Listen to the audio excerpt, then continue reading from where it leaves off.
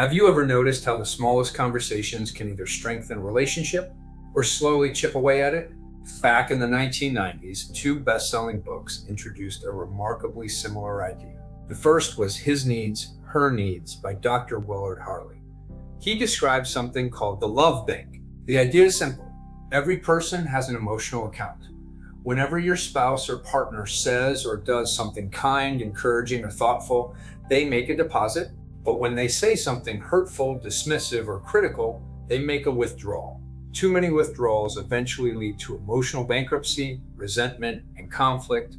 Around the same time, Stephen Covey's The 7 Habits of Highly Effective People introduced the concept of the emotional bank account. Covey used it to describe the level of trust in all important relationships, not just marriage. Every positive interaction builds trust. Every negative interaction depletes it.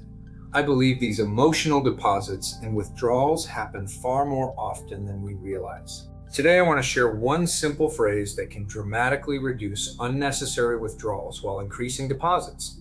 That phrase is compared to. It sounds almost too simple, but it changes conversations. Instead of immediately arguing, defending yourself, making excuses, or trying to fix someone's feelings, your goal becomes understanding where they're coming from. Imagine you're late for a meeting. Someone says, "You're always late."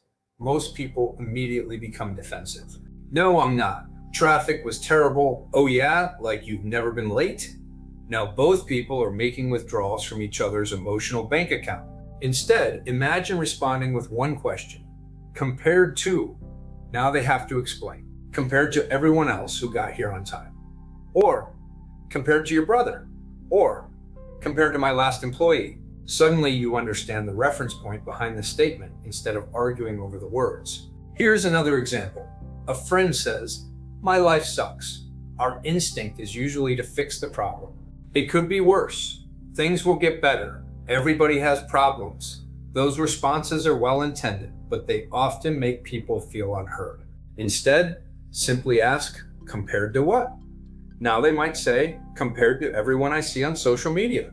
Compared to my sister, compared to where I was 5 years ago. Now you understand the comparison they're making. Only after understanding them can you have a meaningful conversation. Maybe you ask, would it help to compare your situation to someone facing a war or someone recovering from a serious accident? Notice you're not telling them what to think. You're inviting them to consider a different perspective. That small difference matters. Now let me give you my favorite example. Imagine you're out to dinner with friends at a great steakhouse. Several people order steak. The food arrives. Everyone takes their first bite.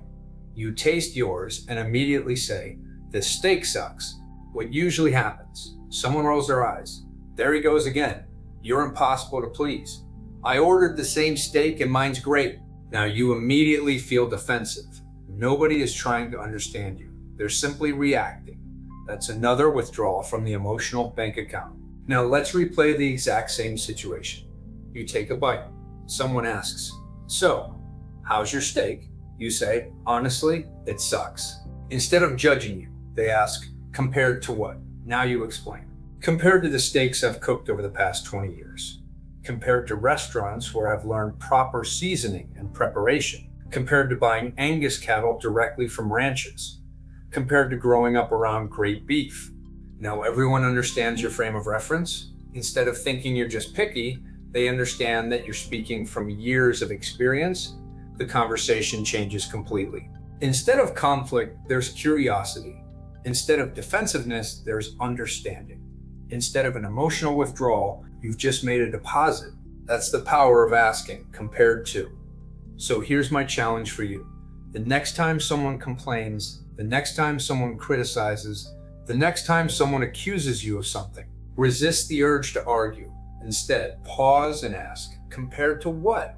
Or, "That's interesting, tell me more." Compared to what? You may not end up agreeing, but you'll almost always end up understanding each other better. And understanding is one of the fastest ways to build trust, reduce conflict, and create stronger relationships. I hope this simple question helps you experience a little more peace, a little more laughter, and a lot more emotional deposits in the relationships that matter most.